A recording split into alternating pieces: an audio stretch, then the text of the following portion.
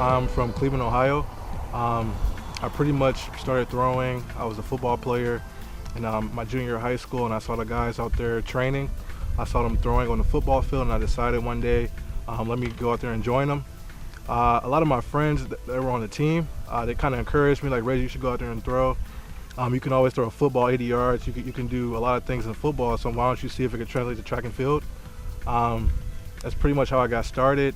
I would say my first day was my junior year, and I ended up going like 163, and I was beating all the other guys who were doing it for 4 years.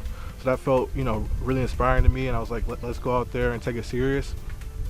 By my senior year, I was throwing 190, and I got recruited by Kent State, Nathan Fanger.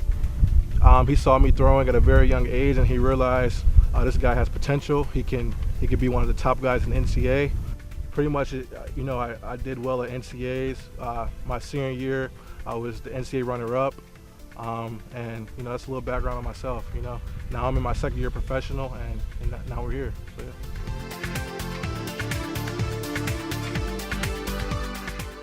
I'm a four-time NCAA qualifier at the national championships.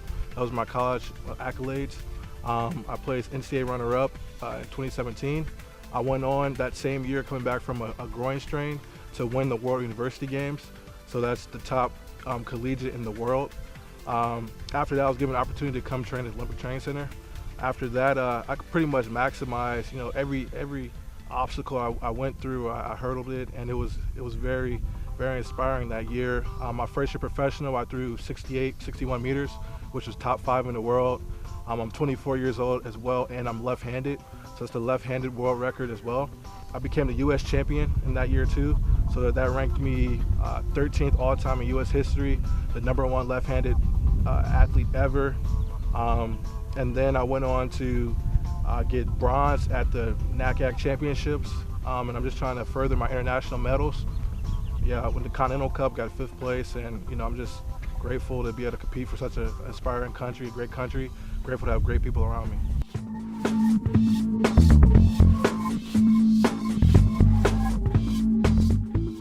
You see online where I'll get the most questions about how do you do this, how do you train hard, how do you, what type of workouts you should do. And I always try and, give back to my community. I'll do youth camps. I'm from Cleveland, Ohio. I've done a few youth camps where I'm just trying to, build up the younger generation. Also, I'm looking to take in knowledge from the people who are above me as well, and the older mentors in my life.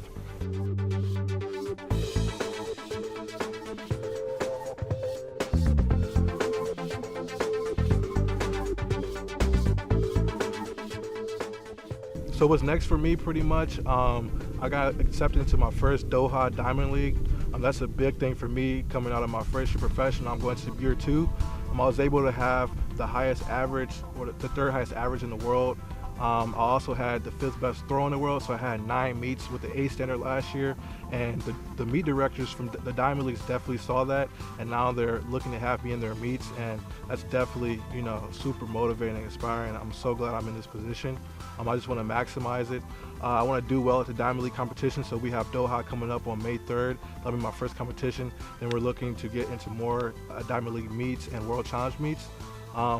Next for me, also, I want to win the U.S. Championship again and back my title and go on to be #1 in the world. So that's what's coming up for me, and you'll see that pretty soon here. We're working pretty hard. We're getting the king style in all of the meets, and when we go overseas, we'll be rocking. So. The fans showed their support in many ways. I would say after I won the World University Games, when I came back to Cleveland, I was able to win Collegiate Athlete of the Year. I got to meet LeBron James, Joe Thomas, some of the top NFL players and prospects. When I won that award, it was just pretty much like the whole city of Cleveland was behind me. Then coming out to the Olympic Training Center and kind of having everything around that realm, you can just see the supports everywhere.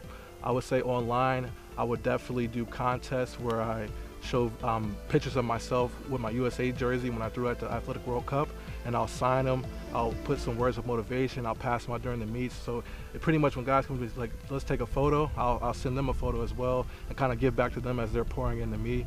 I would just say the support is amazing. You'll get DMs from kids like, how do I throw, how do I do this, how do I do that, and I'll just pretty much try and give any words of encouragement I can give, and pretty much show them the way to do it and the right path, because there's so many different ways you could do something, but you definitely want to see people doing it who kind of resemble who you are. So I have the left-handed world record, so I have a lot of left-handed guys that feel, oh, I haven't seen any left-handed people throwing. I'm so glad that you're throwing and you're showing the way, and now I believe that I can throw far too.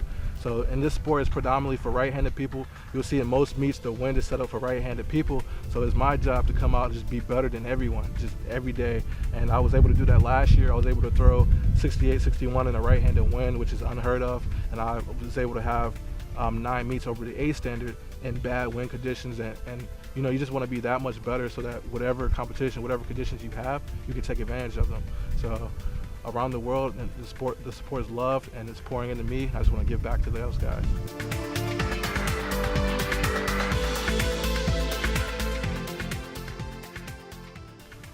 To win my goal of being the #1 thrower in 2019, the world champion, the Olympic gold medalist, I would definitely need support and the backing of my community. I already have the backing of Cleveland, but I would love to have the backing of a shoe company as well. I'm definitely grateful for any contributions that would be given my way. I know with the USA Foundation, I was given a grant because I'm tier 1, so I'm ranked top 10 in the world. That's definitely appreciated from USATF and the USA Foundation.